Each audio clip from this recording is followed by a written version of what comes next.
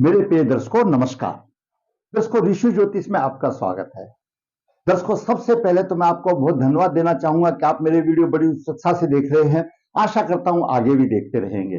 दर्शकों आज के इस महत्वपूर्ण वीडियो में हम आपका मार्गदर्शन करने जा रहे हैं कि हमारी कुछ कुंडलियों में ऐसे होते हैं कि इनाम प्राप्ति के योग होते हैं। अच्छा काम करने से हमको इनाम मिलता है, राजा इनाम देता है। ज्योतिष शास्त्र पुराना शास्त्र है, उस टाइम पर राजा महाराजाओं का समय था। आज अपने जिस विभाग में आप काम कर रहे हो या जहां पर भी है उसका चीफ या उसका आपका बॉस या हमारा मुख्यमंत्री या प्रधानमंत्री या हमारी जो मतलब सरकार, वो किसी ना किसी रूप में इनाम देती है। अगर पढ़ रहे हो तो आपको वहां पर मेडल भी दिए जाते हैं, वो भी एक किस्म से इनाम है। मतलब अच्छे काम की सराहना की जाती है, इनाम भी दिया जाता है। तो आज हम आपका मार्गदर्शन करने जा रहे हैं। आपकी कुंडली किसी भी लगन की हो, यहां पर कोई भी राशि हो, एक हो, दो हो, तीन हो, चार हो, पांच हो, 12 राशियों में से कोई भी हो, जो राशि यहां पर होगी उसी लगन की कुंडली बन जाएगी। और एकादश भाव में मंगल बुध और शुक्र की स्थिति हो, लगन कोई भी हो लेकिन एकादश भाव में मंगल बुध और शुक्र की स्थिति हो। दर्शकों मैं आपका और ज्ञान बढ़ाना चाहता हूं कि हमारे इस ग्रहों में जो 7 ग्रह हैं प्रमुख, वो चंद्रमा, मंगल, गुरु और सूर्य वो एक पार्टी के हैं और बुध और शुक्र शनि एक पार्टी के हैं। तो यहां पर देखिए मंगल एक पार्टी के आ गया और दो दूसरी पार्टी के आगे। मंगल तेजस्वी बनाता है, बुध ज्ञान भी देता है और शुक्र देवराज गुरु है, वो भी ज्ञान का भंडार है। तो आपके एकादश भाव में लगन कोई भी हो, मंगल और बुध और गुरु की स्थिति हो, तो ऐसा जातक बहुत ही कार्य करने वाला, कृतज्ञ, बुद्धिमान, परम नीतिमान, कष्ट सहने वाला, अच्छी वाणी और राजा द्वारा सम्मान प्राप्त करता है।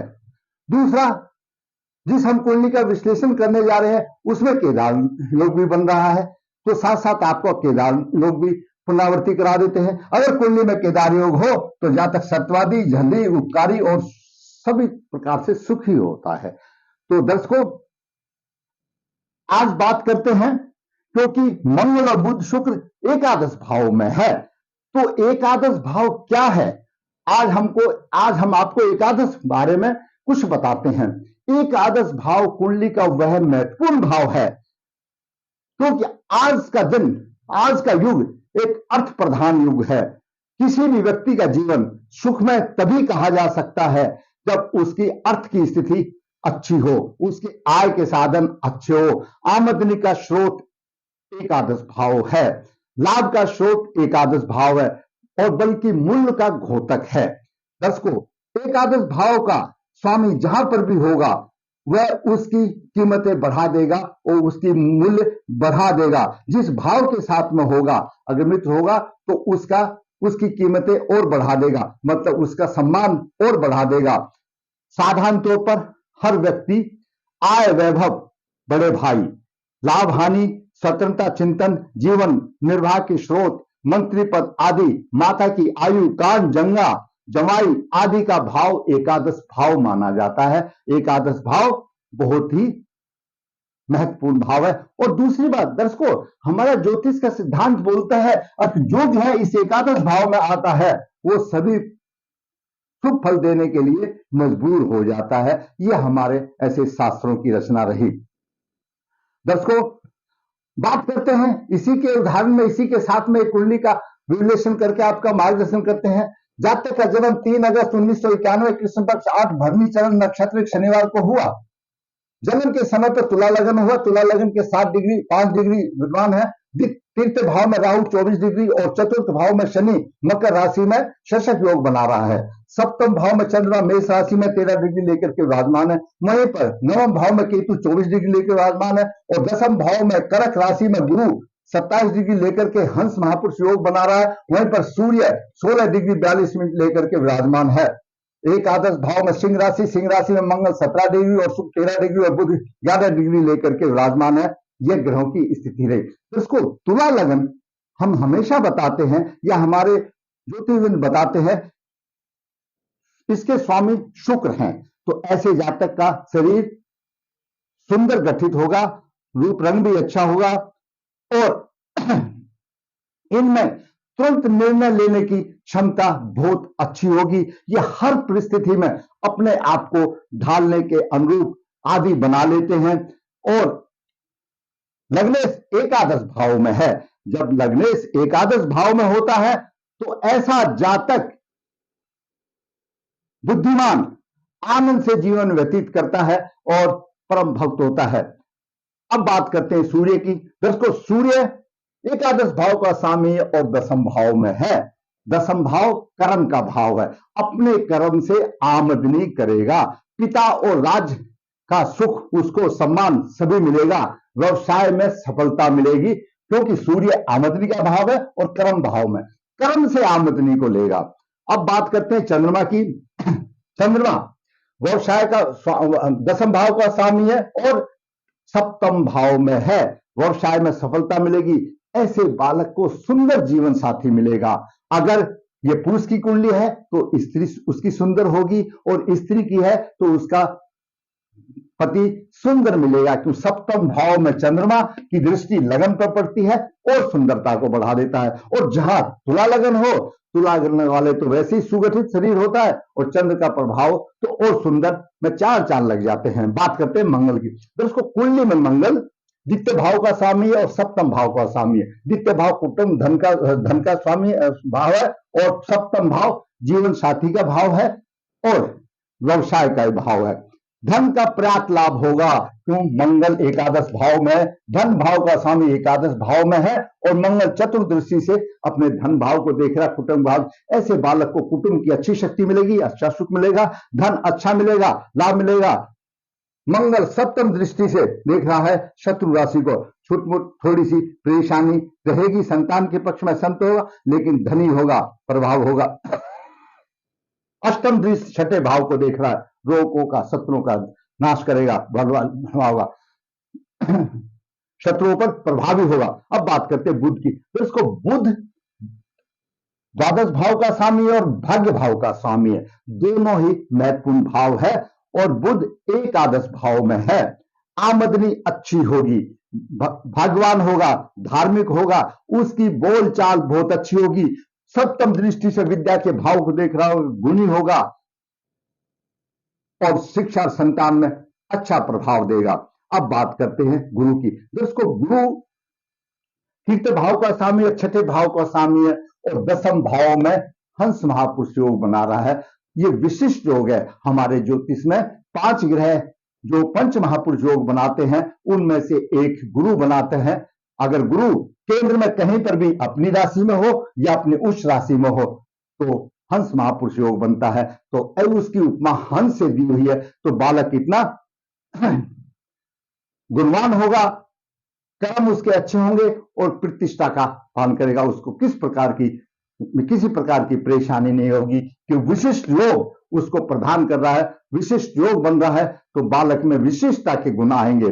अब बात करते हैं शुक्र की। दर्शकों, शुक्र लग्नेश है और अष्टम भाव का स्वामी है। लग्नेश मैंने पहले ही बता दिया शुक्र का।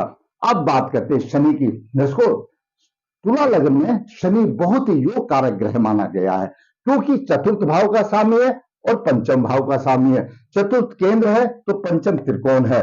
तो त्रिकोण का स्वामी केंद्र में मकर राशि में है। यहां पर शशक महापुरुष योग बना रहा है, और शनि उत्तराषाढ़ा नक्षत्र में है। उत्तराषाढ़ा नक्षत्र के स्वामी सूर्य सामने हैं। दर्शकों, सूर्य एकादश भाव का स्वामी है। यहां पर सूर्य और शनि की सप्तम दृष्टि आ रही है थोड़ा सा, क्योंकि ये कट्टर शत्रु हैं। कट्टर शत्रु है, लेकिन शनि उसके नक्षत्र में है और सूर्य केंद्र में है, दसम भाव में। सूर्य दिग्बली हो जाता है, यहां पर प्रभावशाली रहता है, और ये उत्तराषाढ़ा नक्षत्र में तो उसका शशक योग का भी जातक को पूर्ण प्रभाव मिल रहा है, किसी चीज की कमी नहीं है। अब बात करते हैं राहु की। राहु तीसरे भाव में धनु राशि में है। तीसरे भाव पराक्रम का भाव है, छोटे भाई बहन का भाव है। भाई बहन में थोड़ा सा कष्ट देगा, जीवन साथी से मतभेद होगा, तो पंचम दृष्टि से देख रहा है, थोड़ा मतभेद हो सकता है। और सप्तम दृष्टि से नवम भाव को देख रहा है, भाग्य की उन्नति करेगा। नवम दृष्टि से राहु एकादश भाव को देख रहा है। क्यों? जहां एकादश भाव में राहु केतु का मेल आ गया तो वो लीगल अनलीगल कुछ नहीं देखता, धन कमाने में प्रचुर होता है और धन के उतार चढ़ाव आ जाते हैं। अब बात करते हैं केतु की। केतु भाग्य भाव में है, उन्नति में बाधा देगा, स्वार्थ सिद्ध करने में अपना तेज होगा। ऐसा बालक स्वार्थ सिद्ध करने में तेज होगा, अपना दिमाग में थोड़ी सी गमराहट होगी, जो पंचम दृष्टि से लगन को देख रहा है, और सप्तम दृष्टि पराक्रम भाव को पराक्रम बना रहा है। केतु की नवम दृष्टि शिक्षा संतान पर है। छोटी मोटी परेशानियां आएंगी, यूं तो सभी ग्रह है, थोड़ा सा अच्छा देगा, थोड़ा सा कमी भी देगा, लेकिन ये योग जो है, ये योग इस तरह से मिल जाते हैं, अब बालक की नाव पार हो जाती है और बालक आनंद में जीवन व्यतीत करता है। यहां मैंने आपको बताया एकादश भाव में मंगल और बुध शुक्र हो, यहाँ पर एकादश भाव में मंगल और शुक्र है, ऐसा जातक बहुत ही कार्य करता, अपने जहां पर भी काम करता है उसको हर जगह शाबाशी मिलती है, वाह मिलती है और सम्मान प्राप्ति करता है। कष्ट सहने वाला होता है, अपना आराम को त्याग देता है, लेकिन वाणी उसकी ऐसी होती है, अब उसके जो राजा है यानी जिसके नीचे वो अंतर काम करता है, जो भी उसका बोस है उसको खुश हो जाता है और उसको तारीफ मिलती है और समय समय पर इनाम भी मिलता है। ये ऐसा योग मंगल बुध शुक्र है। दूसरा दर्शकों, केदार योग। आपके 7 ग्रह कहीं पर भी हो, जैसे मैंने पहले में वीडियो में बताया था कि उसमें लगन इन्वॉल्व नहीं होना चाहिए। 7 ग्रह कोई भी हो, जैसे शनि यहां पर है, चंद्रमा यहां पर 2 3 4, इन 4 भावों में 7 ग्रह हैं तो केदार योग बनता है। हमारे पराशर जी के अनुसार अगर केदार योग कुंडली में है तो ऐसा सत्यवादी भी होगा, धनी भी होगा, उपकार करने वाला होगा और सुखी भी होगा। तो दर्शकों, यह इस जातक की कुंडली का मैंने आपको विश्लेषण किया। यह सम्मान प्राप्ति का योग है।